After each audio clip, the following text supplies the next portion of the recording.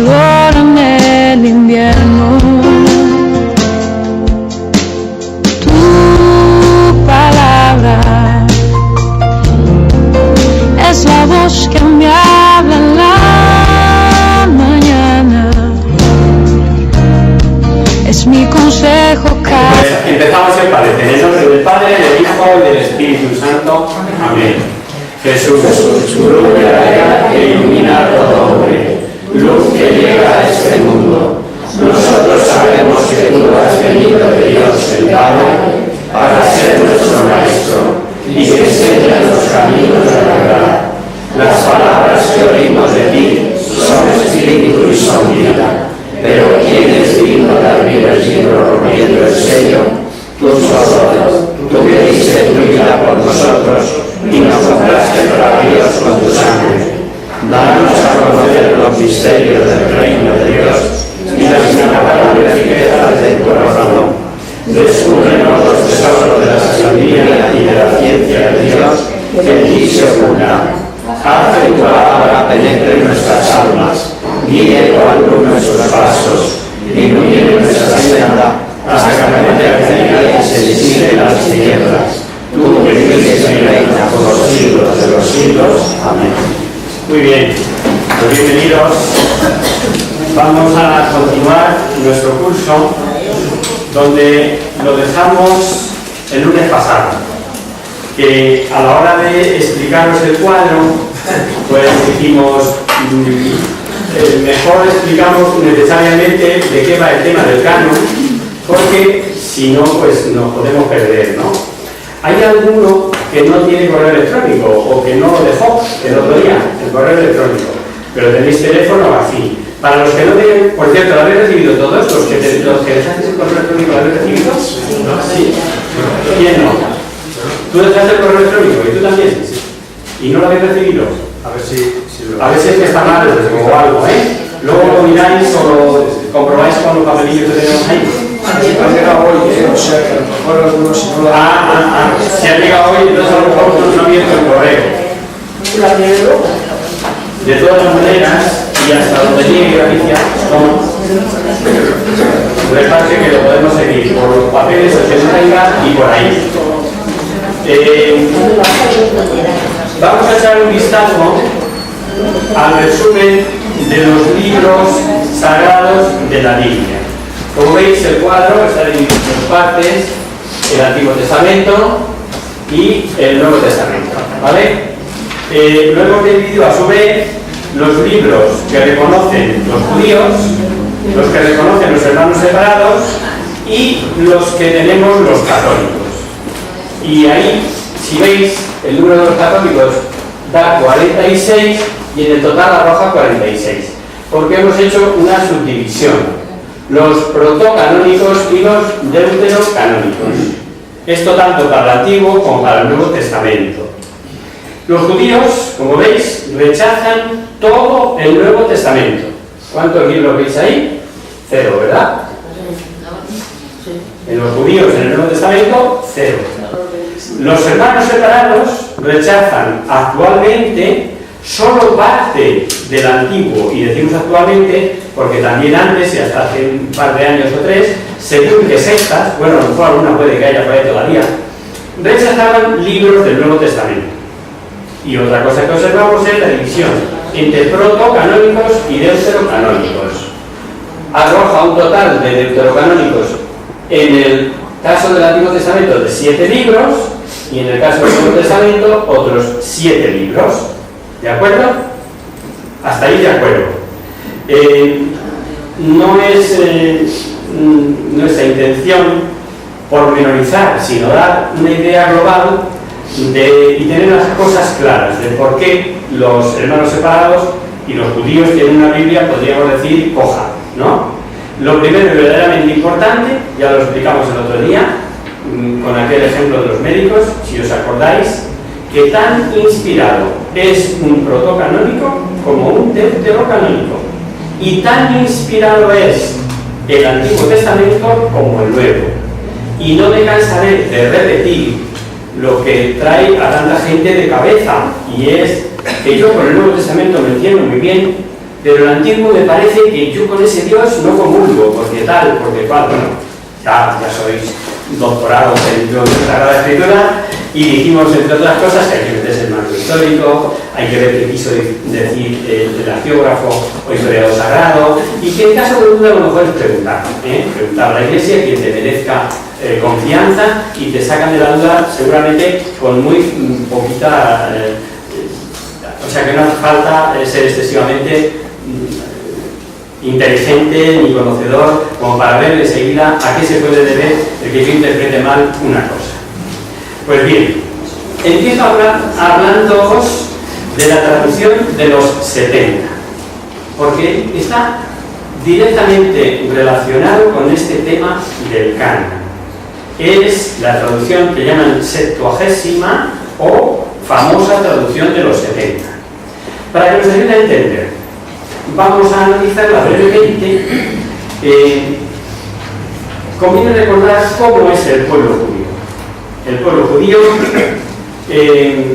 se aparta de Yahvé y cuando desprecia su ayuda sufre las consecuencias lógicas.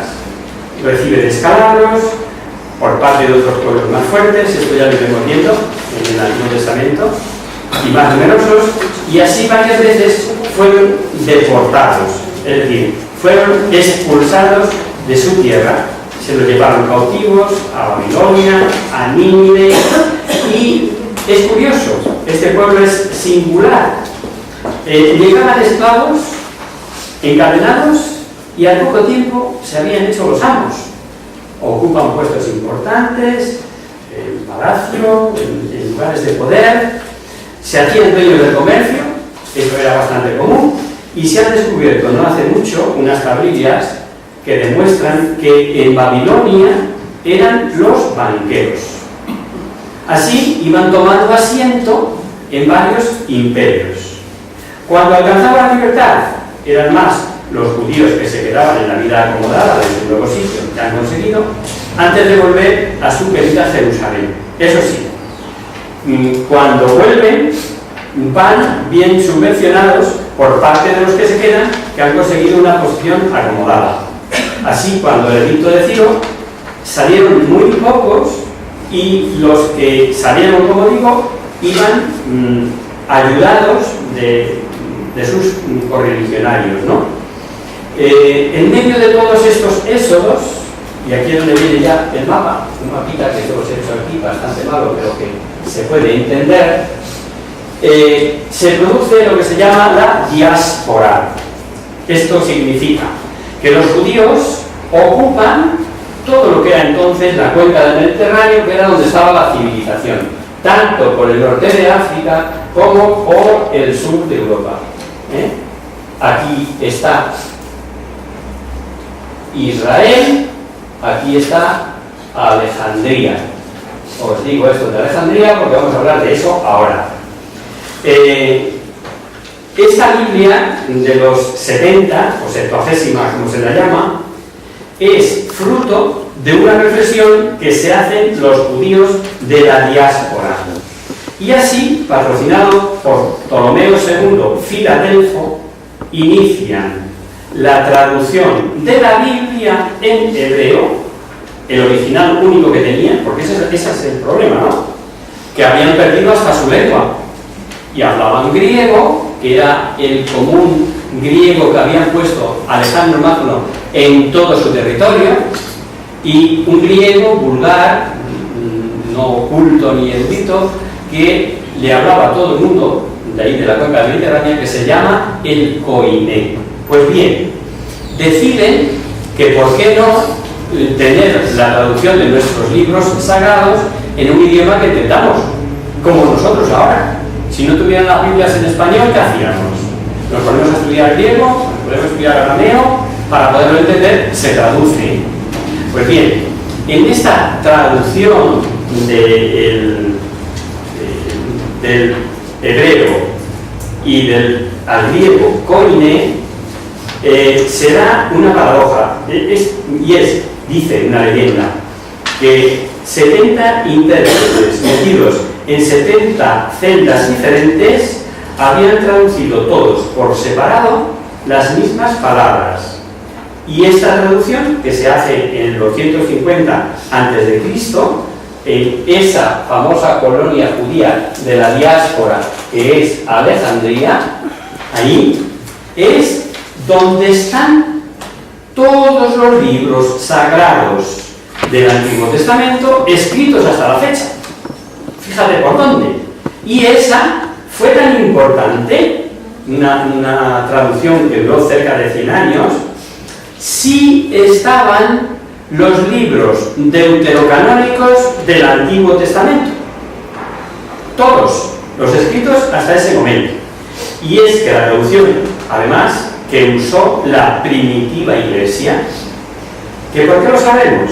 Pues es fácil de ver gracias a muchas citas del Antiguo Testamento que tenemos en el Nuevo. Así encontramos secuencias o rasgos o restos, o que se puede detectar que procede de Sabiduría 6.3, pues un pasaje de la Carta de Romanos, o en fin, de más libros. ¿Que por qué sabemos esto? Bueno, hay libros escritos originalmente en griego como Sabiduría, incluidos en los 70, y que naturalmente nunca admitieron los hebreos. Vamos a hacer una prueba. Digo que ¿por qué sabemos esto? Que los primeros cristianos, San Pablo, Pedro, Lucas, los primeros cristianos usaban esta traducción de los 70. Vamos a hacer una prueba y busquemos Hechos 12.2. Hechos 12.2. ¿Alguien tiene nácar con Lucas? Que levante la mano. La Biblia de nácar. ¿Y en Jerusalén? ¿Quién tiene Jerusalén? Tú tienes Jerusalén. Bueno, me da igual. Vamos a ver qué traducciones tenéis por ahí y leemos la cita en 2 o 3 sitios distintos. La tuya es nácar, pues venga. Tú lees 12.2 en Hechos 12.2, y otro que tenga Jerusalén, por ejemplo, pues la misma cita, Hechos 12.2.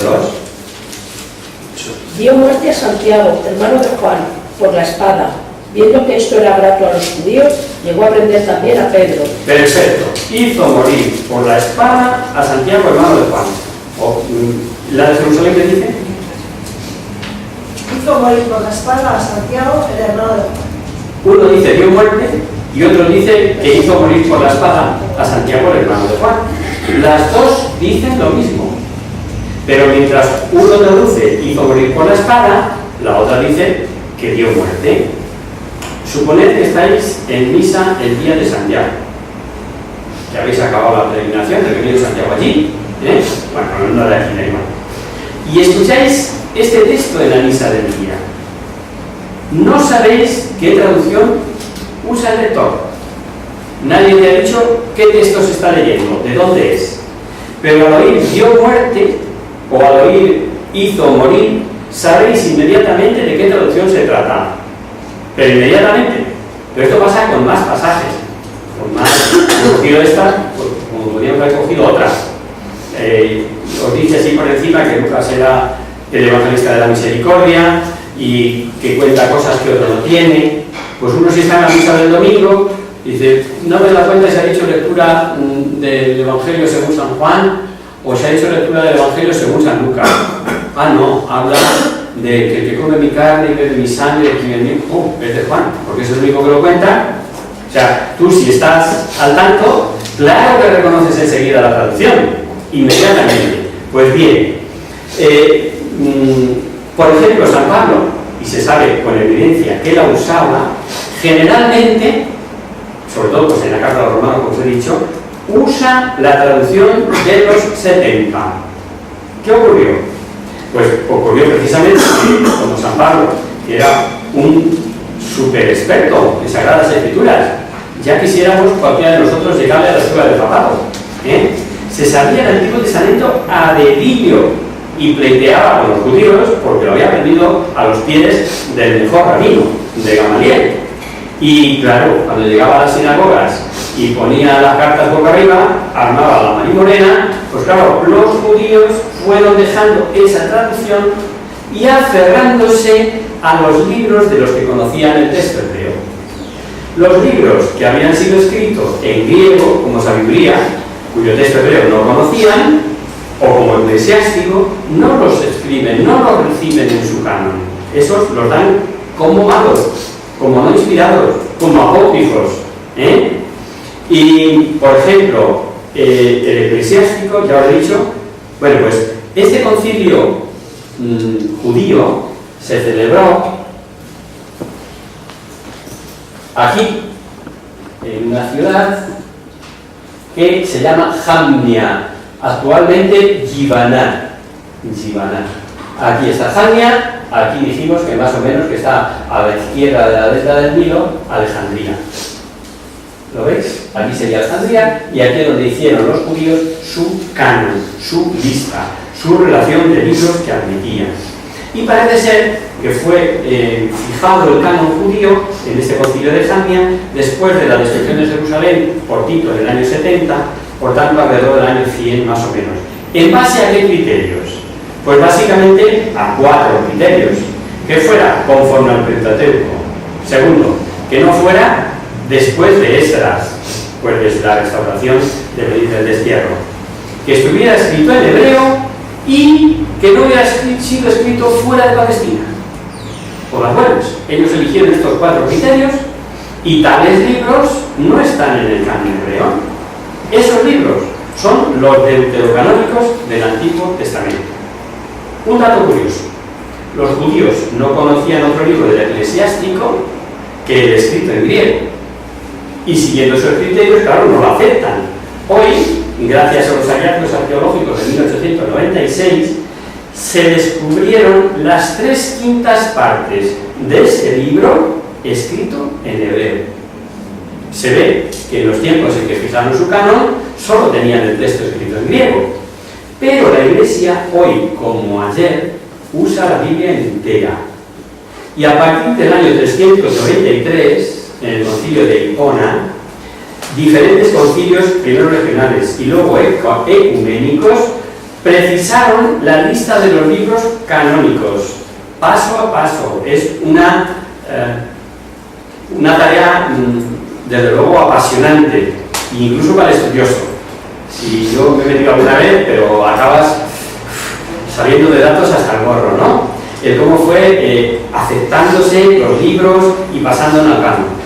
Todo eso hasta llegar a una fecha, el 8 de abril de 1546, en el Concilio de Trento se definió dogmáticamente el canon de los libros sagrados.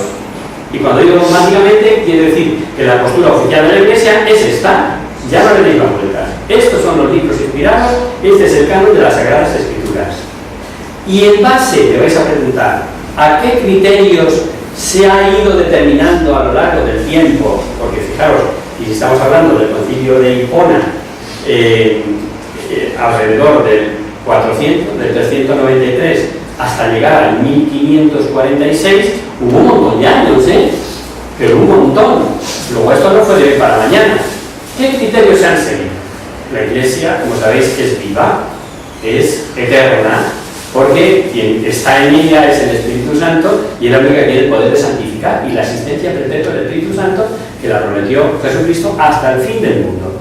Pues los criterios para determinar la canonicidad de un libro también son 4. En el caso del Nuevo Testamento, su origen, porque del Antiguo ya lo hemos dicho, son los que tomó desde el principio, los que había escrito en la primera recopilación, en la traducción de los 70. En el caso del Nuevo Testamento, que fuera de origen apostólico el libro, que proceda de la doctrina de los apóstoles, que se haya usado en la liturgia, sea un libro que se estaba usando en las iglesias, la coherencia con el resto de la escritura, eso ya lo dijimos a base del texto, el contexto y la obra global, y por último, la ortodoxia con el ministerio de Jesucristo en la tradición viva de la Iglesia. En eso se diferencia la Iglesia Católica de los hermanos separados, que nosotros sí aceptamos, creemos y valoramos de importancia vital la tradición viva de la Iglesia. Naturalmente, la conjunción de estos 4 criterios, y no solo uno de manera aislada, es lo que da la base, la certeza a la Iglesia, bajo la asistencia del Espíritu Santo, como he dicho, de estar ante un libro sagrado. ¿De acuerdo? Pues bien, Como os decía, estas ya son un poco notas curiosas, y para que lo sepamos también, la división de la Biblia en capítulos solo existe desde el siglo XIII y fue hecha por un inglés. Y la división de versículos es obra de un dominico del siglo XVI. O sea, ahora nos resulta a nosotros muy fácil y todos nos entendemos como cuando digo capítulo 4, versículo 12 de tal. Buscamos el número gordo del 4 y el número chiquitito del 12. Bueno, pues todo eso, los capítulos o la división grande procede del siglo XIII y la división en los fragmentos más pequeños en los versículos del siglo XVI. Por supuesto que los manuscritos antiguos que se conservan y de los que han traducido los escrituristas no tienen ni puntos ni comas, no ya los escritos con letras mayúsculas, los que se llaman unciales, ni siquiera los escritos con minúsculas tienen puntuación. Para los hijos de la Iglesia no hay problema, pero los hermanos separados, la falta de puntos y comas puede llevarles a interpretar lo contrario. Lo contrario de lo que dice la Escritura, sencillamente.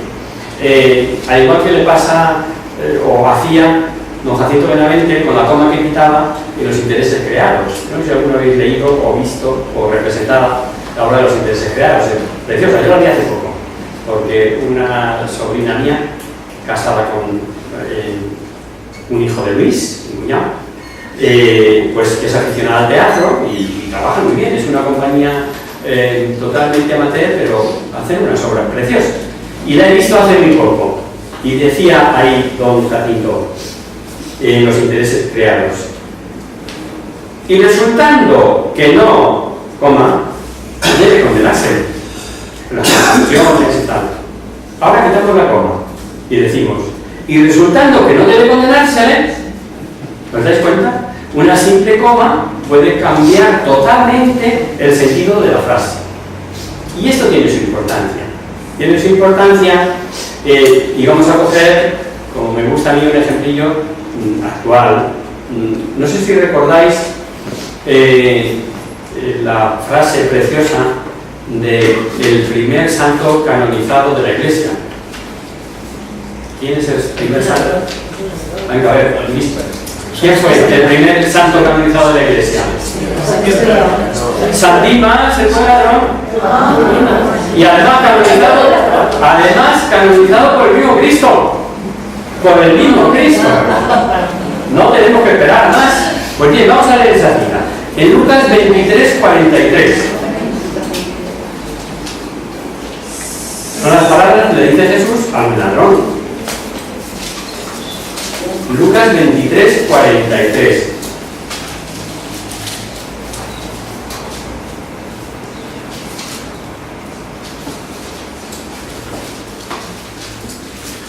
Y le dijo, en verdad te digo, hoy estarás conmigo en el paraíso. Punto. Palabra de Dios. Puedes decir tranquilamente. En verdad te digo, hoy estarás conmigo en el paraíso. Cuando le dice, Señor, acuérdate de mí, yo soy un ladrón, etc. Acuérdate de mí cuando estés en tu reino. Y Jesús le falta tiempo para decir, en verdad te digo, hoy estarás conmigo en el paraíso. Pues bien, nuestros amigos los testigos de Jehová, que no creen en la vida eterna del alma, por supuesto tampoco en el más allá, no creen o no quieren entender una cita tan clara como esta. Y así, para desvirtuarla, ¿qué hacen? Pues le ponen 2 puntos detrás de hoy. Y le dijo, y yo no dice, en verdad te digo, y le dijo, verdaderamente te digo hoy, 2 puntos. Estarás conmigo en el paraíso. De esta manera, pues dan a entender que Jesús se refería a otro momento, al final de los tiempos, cuando sea, ¿no? Y no les importa que haya infinidad de textos en los que Jesús diga, en verdad os digo, sin que tenga que añadir, en verdad os digo, hoy 2 puntos. No, en verdad te digo, es una redundancia en la afirmación. Porque bastaría, en verdad te digo, lo que sea, ¿no? Pero Jesús suele ser en ese aspecto bastante clarificador. si me perdonáis, o si me perdona el propio Jesús, un poquito machacón. En verdad os digo. Es que somos cortitos. Claro, es que como somos cortitos y él lo sabía, pues por eso lo hace. Pues bien, y jamás dice lo de hoy, en una palabra. Jamás dijo Cristo, en verdad te digo hoy, o verdaderamente te digo hoy, como tienen otras traducciones. Fijaos qué fácil resulta sin iglesia hacer decir a la Biblia lo que la Biblia no dice. Yo cuando sale esto digo, dadme el Quijote, que soy capaz de haceros un antiquijote. Bueno, cualquiera de vosotros que son más listos que yo. Claro que es un antiquijote. ¿Aquí se dice hoy? ¿Eh? Aquí se dice hoy. Sí. ¿Y? ¿2 puntos? ¿Están los 2 puntos? ¿Quiere que ¿Qué decir? le dijo? 2 puntos. En verdad te digo, coma. Hoy serás conmigo en el paraíso. Pero no dice 2 puntos, ¿no? No. Porque uno de ellos. Y decía, Hoy estará contigo en el paraíso. Jesús, acuérdate de mí cuando llegues a tu reino. Sí. Él le dijo, 2 puntos. En verdad te digo, coma, hoy serás conmigo en el paraíso. Claro. Está clarísimo, ¿no? Nosotros no lo entiendes así. Hoy estarás conmigo. Se está refiriendo que ya. Pero hoy estarás conmigo en el paraíso. Pues bien, os decía que es muy fácil decir a la Biblia lo que no dice, decir a la Biblia lo que no dice. Se llaman versiones de la Sagrada Escritura a las traducciones que se han hecho de la Biblia a otras lenguas distintas de las originales. Nosotros tenemos todos versiones. Las versiones más importantes son la Vulgata y la Neovulgata. La Vulgata es la que hizo la traducción al latín San Jerónimo a finales del siglo IV y que fue adoptada como canónica, como auténtica, a partir del Concilio de Trento, que fue cuando se definió todo esto, ¿no? Ya existía la Biblia de San Jerónimo. El Papa Juan Pablo II, San Juan Pablo II, aprobó y promulgó en 1979 la Neovulgata, como edición típica, que no es más que la Vulgata a la que se incorporaron los avances que había hasta ese momento y descubrimientos más científicos recientes. Esa versión sirve de base para hacer traducciones de las lenguas modernas y para realizar los estudios científicos. En la Biblioteca Vaticana, pues al igual que en esa Biblioteca Nacional, hoy ya no entran más que expertos y con autorización expresa para lo que se va a hacer. Es tal la seriedad y el respeto que merecen estos libros.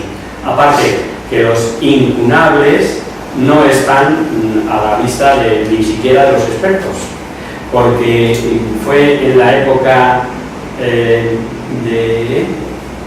la época del presidente Kennedy, esto lo digo ya como nota curiosa, yo todo lo que sé pues lo cuento, ya que no me acuerdo nada, le ofreció al Papa microfilmar los originales de la Sagrada Escritura del Antiguo y Nuevo Testamento. Entonces después, gratis, como un regalo para que lo tuvieran. Y hubo pues sus, si no problemas, sí sus consideraciones para decir sí o no a aquel ofrecimiento.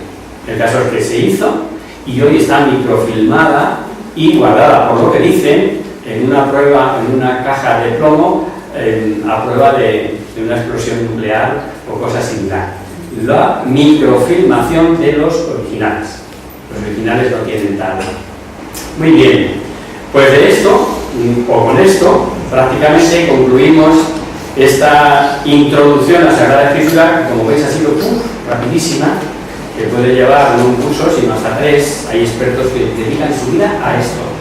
Hay una ciencia que se llama la papirología, que hay estudiosos de todas las lenguas e idiomas analizando con microscopio fragmentos de códices pequeñísimos e identificando, que eso es lo difícil, a qué parte de la escritura puede corresponder.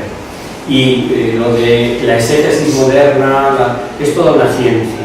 Nosotros hemos hecho un breve recorrido, yo creo que por las cosas así más significativas que nos pueden interesar, para ponernos ya en plan serio con nuestro curso, no que hasta ahora ya hemos estado sin ser serios, sino que no habíamos tomado propiamente el curso que pensábamos dar, que es, como sabéis, la historia de la salvación a través de los libros históricos del Antiguo Testamento. ¿Cuál debe ser nuestra actitud respecto a la Sagrada Escritura? Pues debe ser una actitud de búsqueda, primero, y de escucha de la palabra de Dios, porque Dios quiere comunicarse con nosotros. Y hemos de leer la palabra de Dios con una disposición tal que dejemos que sea ella, la palabra, la que nos pregunte, la que nos interpele, la que nos ilumine a cada uno en nuestra situación personal y eclesial, sabiéndonos en todo momento miembros de este pueblo de Dios que camina por la historia, conducidos por la palabra suya, por su palabra, hacia el Padre. Y con esto, como digo, terminamos la introducción a la Sagrada Escritura. Y ahora vamos ya, pues, con el curso propiamente dicho de Historia de la Salvación. Un diácono de Cartago, llamado Deogracias, esta ya las hemos leído, ahora estamos ahí, Historia de la Salvación. Un diácono de Cartago, llamado Deogracias, escribe a San Agustín y le pide orientación sobre las partes esenciales de la catequesis cristiana que él tenía que dar. Y le contesta que enseñar la obra salvadora de Dios con los hombres, según narra las Escrituras, no es difícil.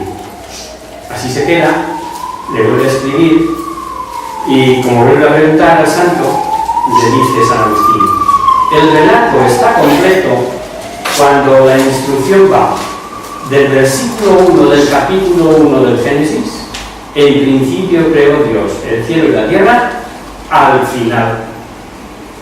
Y añade: y si no hay tiempo para ello, tampoco hay necesidad.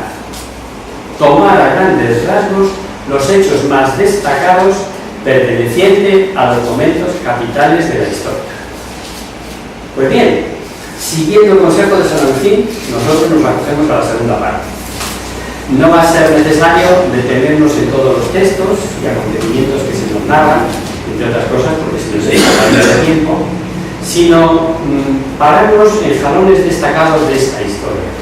Claro que, como no se trata de aprender esa fascinante historia de salvación, nos centramos en el mensaje y aplicarlo, cómo no, a lo que me dice a mí y ahora, aunque sea escrito de hace miles de años, pero cuyo autor principal es el Espíritu Santo.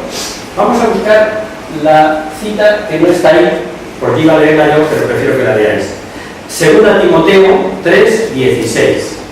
La iba a decir yo porque la mayoría, como vimos el año pasado, el curso de las cartas de San Pablo, digo, bastará recordarlo, pero es mejor que lo busquéis. Segunda Timoteo, que es el testamento de San Pablo, esta carta la escribe ya estando para ser sacrificado, y dice esto, segunda Timoteo, escribiendo a su discípulo querido, en el 3:16.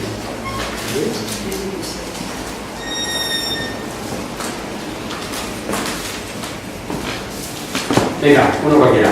Toda escritura es inspirada por Dios y útil para enseñar, para arguir, para corregir y para educar en la justicia. Así el hombre de Dios... Suficiente, hasta ahí, Gisela, muchas gracias.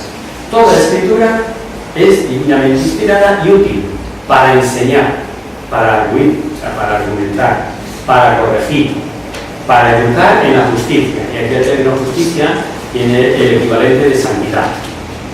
Una persona que es justa, a eso se refiere. No pensemos en los tribunales de justicia. Para educar en la santidad. Y así está escrito. Toda la Biblia, toda es palabra de Dios. Pero da la sensación de que, siendo como es la revelación de Dios escrita, no toda ella llega a la espiritualidad de los cristianos de a pie. ¿Por qué? Pues parece como si el Antiguo Testamento no sirviese de base doctrinal. Y es que los que así piensan olvidan que el Señor se fue revelando, que se fue dando a conocer al hombre y sus atributos, su poder, su justicia, su sabiduría, y sobre todo página tras página quiso que quedara por escrito su infinita misericordia. Y los buenos cristianos de siempre y los pastores de siempre, que lo son, han ejercido esta misericordia divina en la acción santificadora de la Iglesia. ¿Y por qué digo esto? Me viene a cuento porque, sin ir más tarde, o sea, sin ir más lejos, ayer tarde, oía yo pues una expresión que desde mi punto de vista pues es repetir lo dicho de lo que dicen los medios de comunicación sin pararte a analizar. Y es que ahora es cuando la Iglesia habla de misericordia. Hombre, por Dios. O sea, ahora es cuando la Iglesia habla de misericordia. Y parece que todo el mundo se ha puesto a aplicar la misericordina como si fuera una medicina. Hombre, ¿por qué no? La Iglesia siempre ha actuado con misericordia, si el ministro, si el apóstol, si el catequista lo ha sido, o sido como tal, porque no ha tenido más remedio que enseñar la misericordia de Dios. Porque cojamos, esto lo decía el primer día, cojamos la Biblia, por donde la cojamos, nos está derramando la misericordia de Dios. Se nos está diciendo por todos lados, que te quiero, hombre, que te quiero. Pero tanto en el Antiguo como en el Nuevo Testamento. Por tanto, esto, aviso navegantes, ya sé que no, nosotros no. Pero sí os puede pasar lo que a mí. Y dije, hombre, pues si vamos a tener que empezar ahora a hacer la misericordia, no sé qué hemos hecho estos 2014 años. O sea, es que como que no te cuadra, ¿no? Pero claro, eso es lo que está de moda ahora. Este papa, bendito sea Dios. Lo primero al revés, o sea, me parece extraordinario. Y extraordinario que haya llegado ese mensaje a la gente en general. Pero hay que tener criterio. Tenemos que ser cristianos adultos, medianamente formados. Y si no lo estamos, el primero que no lo está soy yo, pues intentar formarnos, ¿no?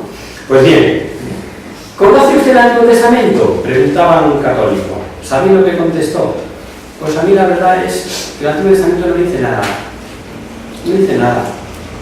¿Cuántos católicos habrá hoy que contestarían lo mismo?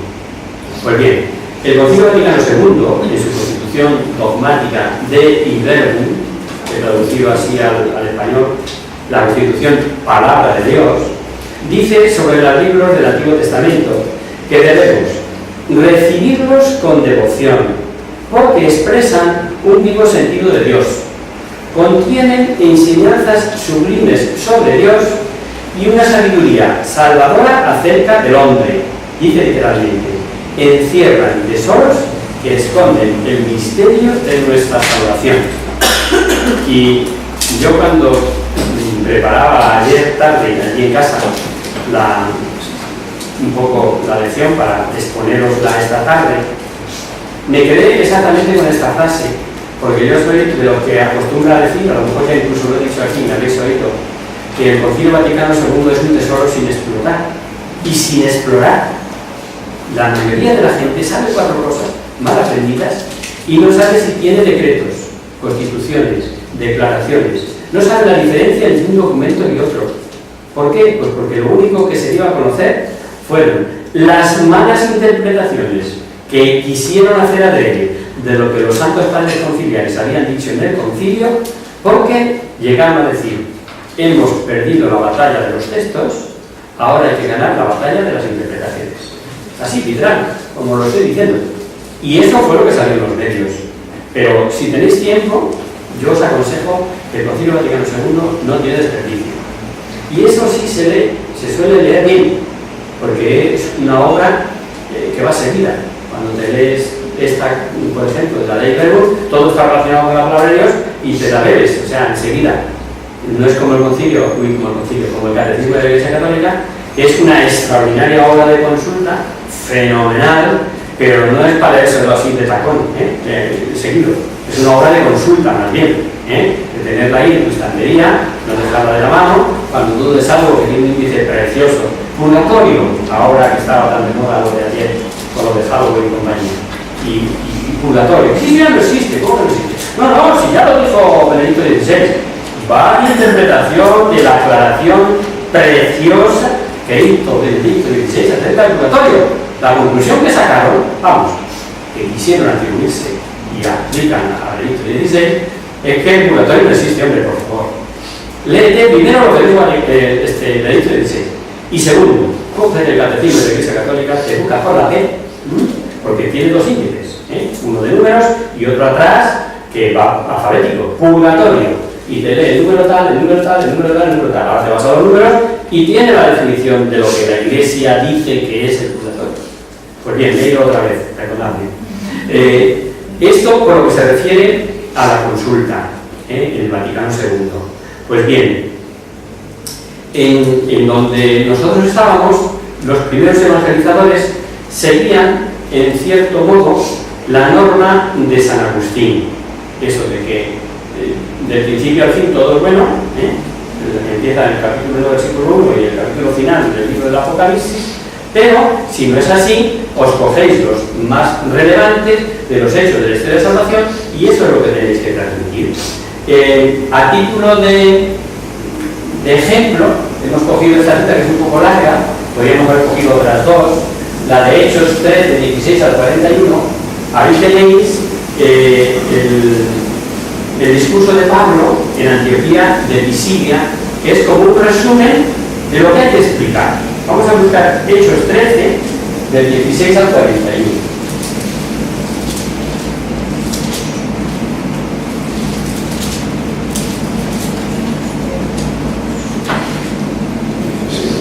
Entonces se levantó Pablo y haciendo señal con la mano, dijo: varones israelitas y vosotros los que tenéis a Dios, escuchad, el Dios de este pueblo de Israel eligió a nuestros padres y acrecentó al pueblo durante su estancia en la tierra de Egipto, y con brazo fuerte los sacó de ella.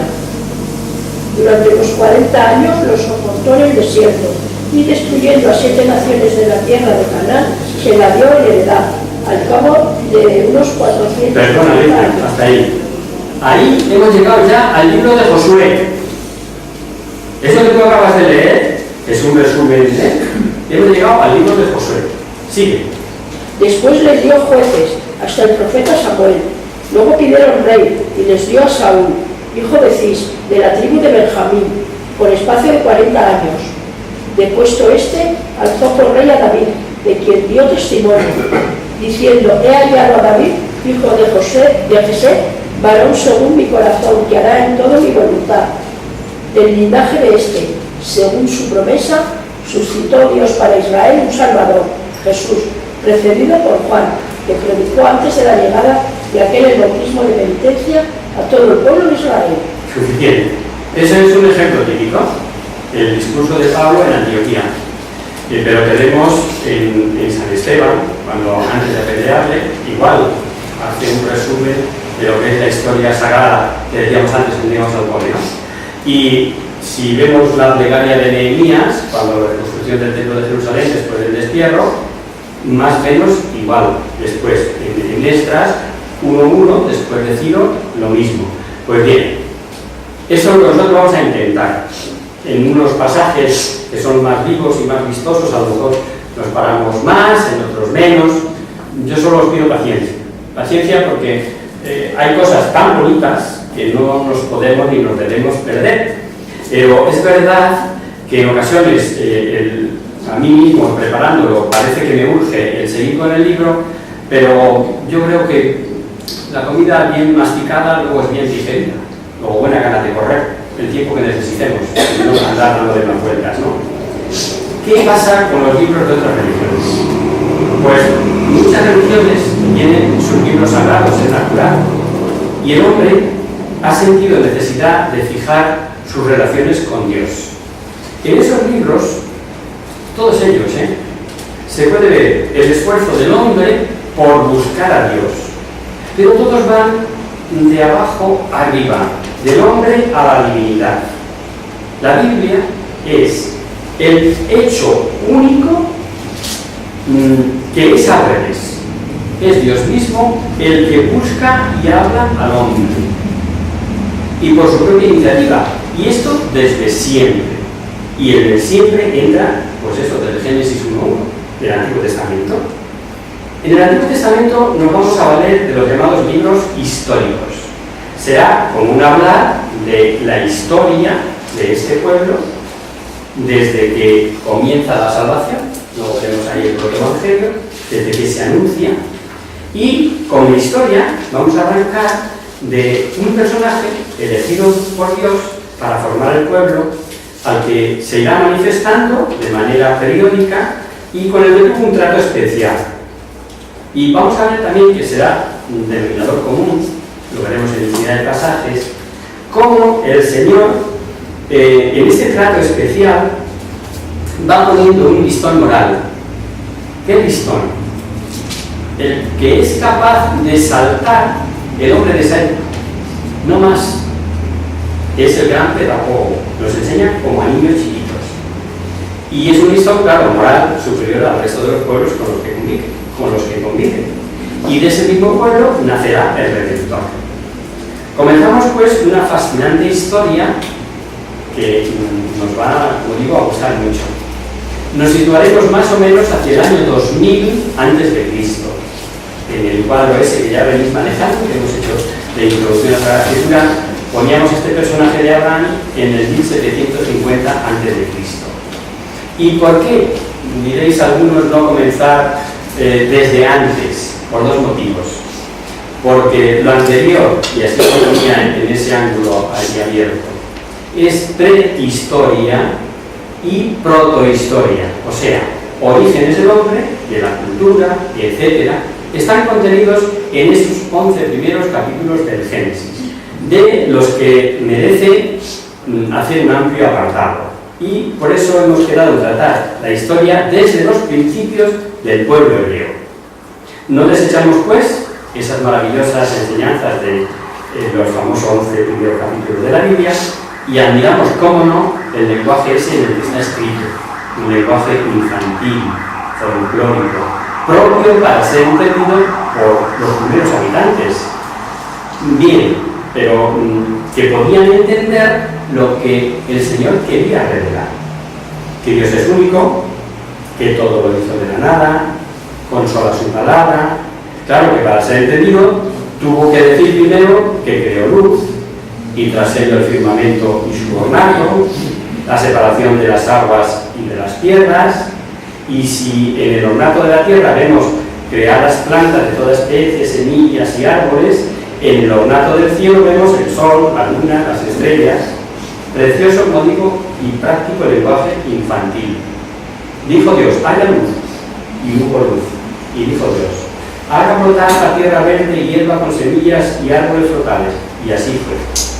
Qué bien entendieron que el sol, por ejemplo, no es un dios, como podían creer tantos pueblos que adoraban al sol como divinidad, no, es algo creado, es una obra creada por Dios. ¿Solo otros pueblos de los tiempos primeros de la humanidad? Pues no, mirad, el filósofo Renan del siglo XIX llegó a escribir: el culto del sol es el solo culto razonable. El sol es el Dios particular de nuestro planeta. Los llamados jueces filósofos desconocidos decían: el sol es el solo Dios, el autor del bien y del mal. Y hablo de pensamientos no de aquella época, sino muy posteriores. Por supuesto, sabemos que no se referían al culto idolátrico como tantos pueblos le otorgaron al sol, pero algo de ello hay. Y si no, ¿a quién tiene que contarlo así? Renan, por ejemplo. Y Dios quiere que el hombre sepa que solo son lumbreras que Él puso, y después de haber creado las cosas, y tras ir creando reino mineral, reino vegetal, reino animal, va repitiendo el sagrado texto. Y vio Dios que era bueno, y vio Dios que era bueno, y así cada cosa creada. ¿Es que no sabía Dios que cuando había creado era bueno? Pues claro que sí. Es impresionante la práctica y manera de enseñar.